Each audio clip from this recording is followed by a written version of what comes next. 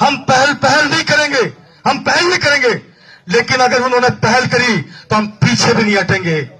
ठीक है साहब, लड़ाई मरने से नहीं जीती जाती, लड़ाई तो मार करके जीती जाती है।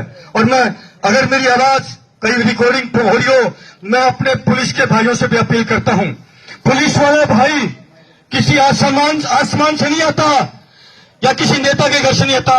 अरे आप भी इन्हीं के खून है, इन्हीं किसानों के घर से आप खिला पिला करके किसान आपका पुलिस प्रशासन का जो प्रशासन में भेजते हैं, लेकिन आपका जमीन कहां मर चुका होता है, आपका जमीन कहां चला गया होता है कि आप इन अपने पिताओं को न्याय दिलाने के लिए नहीं, इन नेताओं को, अपने आकाओं को जो उनकी चमचागिरी करते हैं, इनका अगर खून जिंदा हो। और मेरी बात, इस फौजी भाई की आवाज अगर आप लोगों तक पहुंच जाए, इन पुलिस वालों तक पहुंच जाए, तो मैं सौगंध देता हूं आप लोगों को, जो खाकी जो बदनाम है, ये आपके कुकर्मों से बदनाम है। आज अगर एक फौजी आपके बीच में, फौजी भाई, अगर आपके बीच में एक फौजी आ जाए, आपका सीना पकड़ से चौड़ा हो जाता है। जब हम दो फौजी भाई आपके बीच में आए, मैं देख रहा हूं आपका कितना जोश है, आपके अंदर इतना जबरदस्त हमारे प्रति भाव है, चेहरे पर मुस्कान है कि हमारे बीच में हमारे बेटे आए हैं।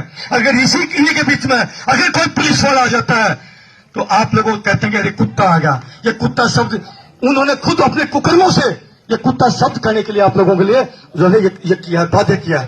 इसलिए मेरी विनती है, यदि पुलिस प्रशासन का जमीर जिंदा हो, यदि पुलिस प्रशासन के जो बड़े अधिकारी हैं, अगर तुम्हारा जमीर जिंदा हो तो ये मौका है, मौका सुधर जाओ, नहीं तो देश अब जाग चुका है, ये देश जाग चुका है। अरे बांग्लादेश के अंदर प्रधानमंत्री को खदेड़ के भगा दिया, लंका में भगा दिया, तो आज इस देश के अंदर भी वही हालत, मैं यकीन दिलाता हूं ये आने में, ये वक्त आने में देर नहीं लगेगी अगर ये नहीं सुधरे तो। क्या मैं सही कर रहा हूं साथियों? इनको सुधरना पड़ेगा। आपके बीच में भी मुझे दुख के साथ कहना पड़ता है, आपके बीच में कुछ बीजेपी के या किसी भी पार्टी के जो खप्पर दलाल बैठे हैं, एक बार विनती करता हूं, एक बार इनको अपनी जमीन पर ले आओ, छोड़ दो सारे प्रलोभन, स्वार्थ छोड़ दीजिए कि मेरे को तो ये पद दे दिया, मेरे को वो पद दे दिया, कुछ नहीं है। वो सिर्फ आपका इस्तेमाल करते हैं, आपका इस्तेमाल। इनकी रैली जब होती है, इनकी बड़ी बड़ी सभाएं होती हैं, जब हम भेड़ बकरी के जैसे पूरे लाखों की तादाद में इन गधों की बात सुनने जाते हैं, इन गधों की, कोई कायदे की बात नहीं करते, टोटली हिंदू से मुसलमान को, मुसलमान से हिंदू को लड़ाने का काम किया जा रहा है। अरे सेना में ऐसा नहीं होता, सेना में तो हिंदू मुसलमान सिख ईसाई मिलकर के एक कंधे से कंधा मिला करके देश की रक्षा करते हैं साहब, वहां पर नहीं होता है। लेकिन पीड़ा होती है हमें पीड़ा होती है जब हम सीमा पर जो जिस प्रकार का माहौल जी के आते हैं, 30-30 साल अपनी जिंदगी व्यतीत करके आते हैं, और जब यहाँ पर वतन में वापसी लौटते हैं तो यहाँ का तो माहौल ही खराब है। पहले के वक्त में लगभग मेरी उम्र भी 58 साल है, 60 साल के दो ही कम है। पहले के वक्त में जो आपस में समाज में परस्पर भाईचारा होता था, प्यार मोहब्बत होती थी, आज वो कहीं बची ही नहीं है। भाई से भाई को लड़ा दिया, जाति से जाति को लड़ा दी, धर्म से धर्म लड़ा दिया। आज मेरा देश गृह युद्ध की कगार पर है, आज देश गृह युद्ध की कगार पर है। हाथ जोड़ के प्रार्थना करता हूं, इन पार्टियों का जो मोह है आपके अंदर, मैं फलानी पार्टी का, मैं टिकड़ी पार्टी का, एक बार आप इनको त्याग के तो देखिए साहब। इनको नहीं, इनके बाप को भी जमीन पाना पड़ेगा, नेताओं के बाप को भी आना पड़ेगा साहब, आना पड़ेगा कि नहीं आना पड़ेगा? साथियों, मैं बीच बीच में बोलता रहूंगा, अंत में यही कहूंगा, जब आपके बेटे सीमा पर खड़ा होता है, जब आपके बेटे सीमा पर खड़े होते हैं, सामने दुश्मन की गोली होती है और मेरे पीठ पीछे मेरा प्यारा वतन होता वतन, तब सैनिक संकल्प लेता है आप लोगों के प्रति। और वो संकल्प क्या होता है? वो संकल्प होता है, फिक्र नहीं मर जाने की मिट जाने की, फिक्र नहीं मर जाने की मिट जाने की, अन्याय नहीं होने देंगे, और जब तक सांसी सीने में अरे मेरे प्यारे वतन तेरा शीश कभी न झुकने देंगे।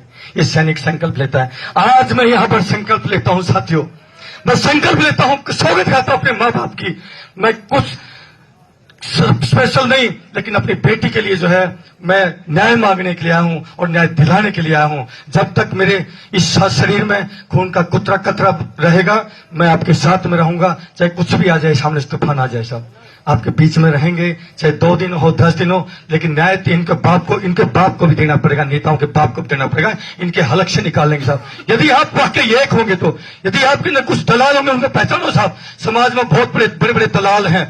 जिस दिन हम लोगों ने दलालों को पहचानना चालू कर दिया, मुश्किल से हर गांव में 2-4 दलाल होते हैं, पार्टियों के दल्ले होते हैं, उनको पहचानना चालू कर दो और उनका बहिष्कार कर दो। मैं कहता हूं अगर ये जमीन पर ना जाए, जमीन पर लाना ही पड़ेगा साथियों आपको देश को बचाना। तो देश तो पूरा बेच दिया अडानी अंबानी को, इन्होंने पूरा देश बेच दिया साहब। 98%, कितनी 98% जो देश की संपदा है उसके ऊपर 2% लोगों का अधिकार है। क्या बहन जी सही कह रहा हूं?